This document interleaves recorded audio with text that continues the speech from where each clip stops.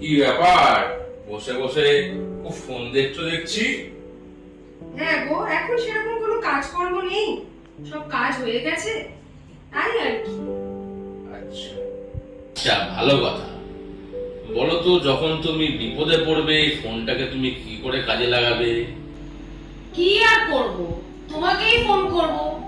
ধরো তুমি আমাকে ফোন করলে, আমি তখন কোনো কাজে বিজি আছি, তোমার ফোনটা ধরতে পারলাম না, বা আমি কোনো কাজে অনেকটা দূরে আছি, তখন আমি আসতে পারছি না, তখন তুমি কি করবে? কি করব, কি জানি কি করব, কি করব। হ্যাঁ, এটাই তো জেনে রাখা দরকার। এইরকম অবস্থায় অন্য কাউকে ফোন না করে নিজের ফোনটাকে কিভাবে ইউজ করবে। এই যে দেখো তোমার এই ফোনটা, ফোনের হচ্ছে এইটা পাওয়ার বাটন। এই পাওয়ার বাটনটা 3বার তুমি প্রেস করবে। এই তোমার যদি ফোন লক থাকে, লকটা খুলে নিলে 3বার প্রেস করবে, করলেই এমার্জেন্সি নাম্বারে কল চলে যাবে।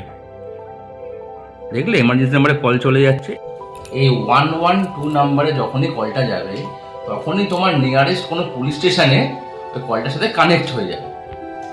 এবার তুমি ইনস্ট্রাকশন অনুযায়ী কথা বলতে যদি পারো তাহলে খুব ভালো।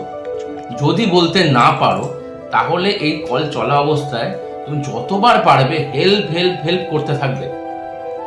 সাথে সাথে নিয়ারেস্ট পুলিশ স্টেশন তোমার লোকেশনটাকে ট্র্যাক করে ফেলবে। তখন নিয়ারেস্ট পুলিশ স্টেশন তোমাকে হেল্প করার জন্য যতটা সম্ভব ব্যবস্থা ওরা তাড়াতাড়ি নেবে। সারাক্ষণ শুধু স্মার্টফোন নিয়ে রিলস আর ভিডিও দেখলে হবে?